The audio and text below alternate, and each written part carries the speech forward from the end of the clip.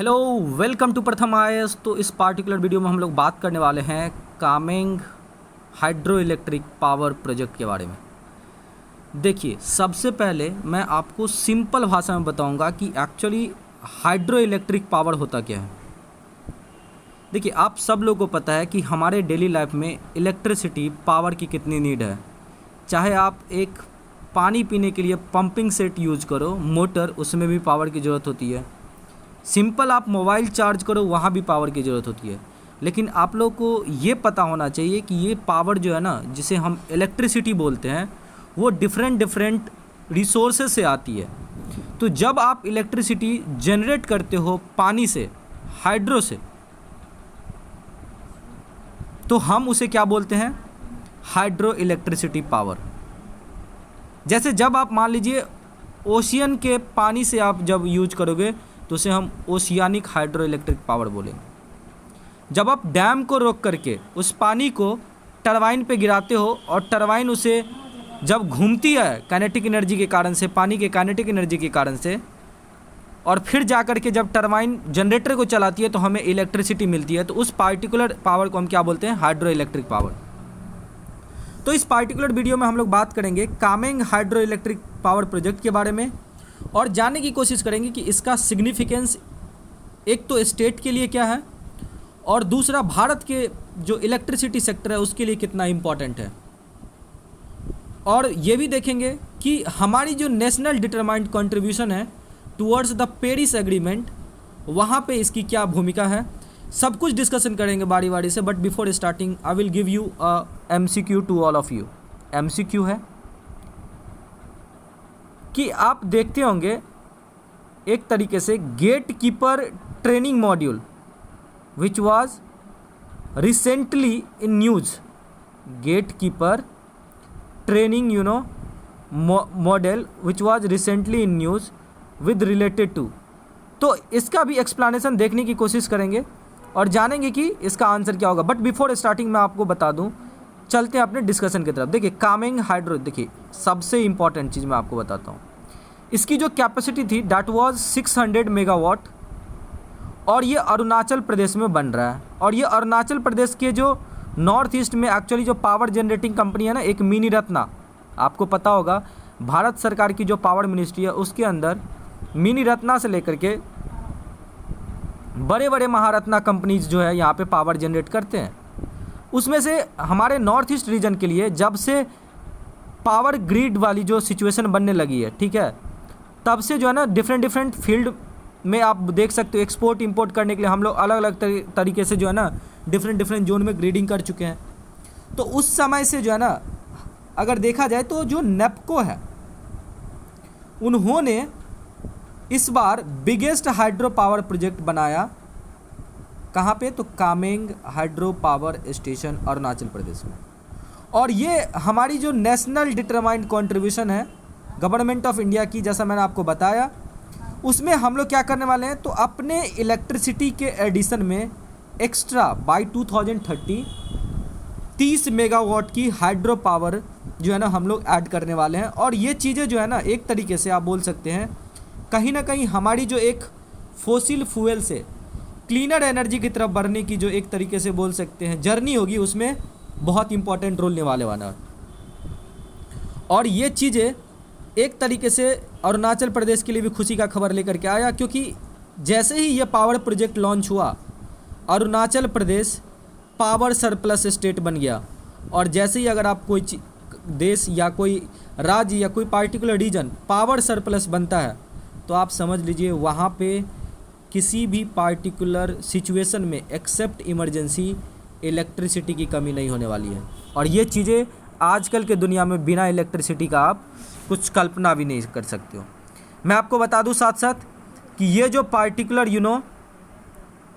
Project है ये एक run of the river scheme है। मतलब वहाँ पे नदी में पानी आती रहेगी और इससे इलेक्ट्रिसिटी को जनरेट किया जाएगा। और ये पानी कहाँ से आएगी? तो बिछोम और तेंगा रिवर है, याद रखिएगा, बिछोम और तेंगा रिवर, ये रिवर कामेंग की ट्रिब्यूटरीज है। और ये जो पावर प्रोजेक्ट है ना, इसके 2 डैम्स बने हुए हैं, एक बिछोम नदी पे और एक तेंगा नदी पे। और इसमें 4 यूनिट्स ऑफ 150 मेगावाट के जो है ना इलेक्ट्रिसिटी जनरेट हो रहा है आपको।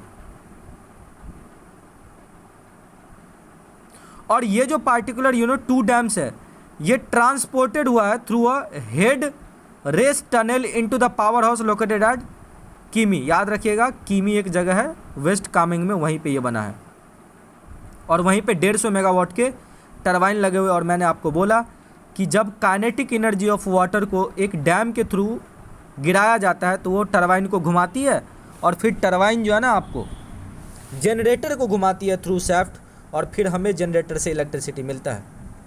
लेकिन याद रखिएगा ये प्रोजेक्ट इंडिया के पावर सेक्टर के लिए कुछ कंसर्न और चिंता लेकर के भी आया है कि किस तरीके से जब सरकार इग्नोर कर देती है, जब एडमिनिस्ट्रेशन इग्नोर कर देती है किसी चीज़ को तो कितनी बड़ी दुविधा होती है। याद रखिएगा ये जो पार्टिकुलर स्कीम है ना, सुन करके हैरान हो जाइएगा, 18 साल पुराना ये प्रोजेक्ट चल रहा था और लगभग इसकी जो कॉस्ट है ना ड्यूरिंग दिस टाइम 238% से इंक्रीज कर गया है। क्योंकि जब 2004 में cabinet committee of economic affairs ने इस पार्टिकुलर कामेंग प्रोजेक्ट को लॉन्च किया था तो उस टाइम इसकी टोटल कॉस्ट रखी गई थी 2400-2500 करोड़ रुपए के आसपास। और आज जब ये कंप्लीट हो रही है, टाइम पीरियड था 5 साल के लिए, 4 से लेकर के 2009-10 तक कंप्लीट होना था और आज 2022 हो गया है। हाल ही में प्रधानमंत्री मोदी जी ने इसको इनॉग्रेट किया और अभी जो कॉस्ट टोटल इस प्रोजेक्ट को लग गया है ना 9000 करोड़ रुपया के आसपास, 8500 करोड़ रुपया। आप इमेजिन कीजिए कि जब कोई भी प्रोजेक्ट डिले होती है तो उसकी कॉस्ट कितनी ज़्यादा एक तरीके से, और अल्टीमेटली ये पैसे किसके लगते हैं तो हम मिडिल मैन जो मिडिल इनकम फैमिली वाले हैं, जो टैक्स पेयर हैं, उनके पैसे लगते हैं, भारत के टैक्स पेयर के पैसे लगते हैं। बट कहीं ना कहीं बहुत इंपॉर्टेंट रोल है इस पार्टिकुलर प्रोजेक्ट का। अगर आप देखोगे जैसे मैंने आपको बताया कि कंट्री की टोटल पावर अभी जो है ना as of 31 October 2022 408 gigawatt India में अभी पावर कंज्यूम हो रहा है और जिसमें से 46.85 गीगावाट वर्ड्स जो है ना आपको एक तरीके से हाइड्रो पावर से आता है, 47 के आसपास। हमारे पास इतनी नदी है भगवान के आप बोल सकते हैं आशीर्वाद से, भारत धन्य है नदी में, हमारे पास पोटेंशियल बहुत ज़्यादा है। ये हम लोग हाइड्रो पावर को हार्नेस कर सकते हैं। बट याद रखना पड़ेगा कि हमें बिल्कुल इकोलॉजी, इन्वायरमेंट और जो एक तरीके से बोल सकते हैं हमारे फ्रेजाइल इकोसिस्टम है उसको कहीं ना कहीं ध्यान में रख करके, हमारे नदी के कोर्स को, वाटर फ्लो को ध्यान में रख करके सारी चीज़ें करनी पड़ेगी। तब जा करके कहीं ना कहीं हम लोग अच्छे तरीके से पावर इलेक्ट्रिसिटी को हार्नेस करेंगे। क्योंकि आप हाइड्रो इलेक्ट्रिसिटी तो बना रहे हो लेकिन आपको ध्यान रखना पड़ेगा कि क्या वो किसी दूसरे इकोसिस्टम के लिए तो प्रॉब्लम नहीं है। तो ये सारी चीज़ें जो है अपने जगह एक इशू बनी हुई है। और जिस तरीके से जो है ना ये पार्टिकुलर प्रोजेक्ट लॉन्च हुआ है, ये हमारे जो 30 गीगावाट का नेशनल डिटरमाइंड हम लोगों ने एडिशनली कंट्रीब्यूशन करने की बात की है आपको, अंडर द पेरिस एग्रीमेंट हम लोग उसको अचीव करने के लिए आगे बढ़ रहे हैं। अगर आप देखोगे तो अरुणाचल प्रदेश को हम पावर हाउस ऑफ इंडिया कहते हैं क्योंकि हमारे देश की 40% से ज़्यादा हाइड्रो पावर पोटेंशियल जो है ना यहीं से मिलता है और इसीलिए पावर हाउस ऑफ इंडिया भी हम अरुणाचल प्रदेश को कहते हैं। तो कहीं ना कहीं हमारी पावर सेक्टर के लिए बहुत बड़ी बून का एक तरीके से बोल सकते हैं मील का पत्थर साबित होने वाला है अरुणाचल प्रदेश। और जितनी ज़्यादा हम यहाँ पे पावर प्रोजेक्ट की खोज करेंगे उतनी ज़्यादा हमें यहाँ पे फ़ायदा होने वाली है। और यहाँ पे कुछ और भी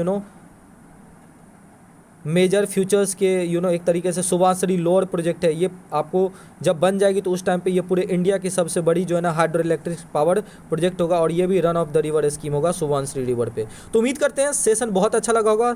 ध्यान रखिएगा 600 megawatt Kameng hydro power station अभी नेशन को प्रधानमंत्री मोदी जी ने दिया, कहाँ पे स्थित है तो अरुणाचल प्रदेश में। उम्मीद करते हैं सेशन बहुत अच्छा लगा होगा। Thank you so much for watching this video. बहुत बहुत धन्यवाद।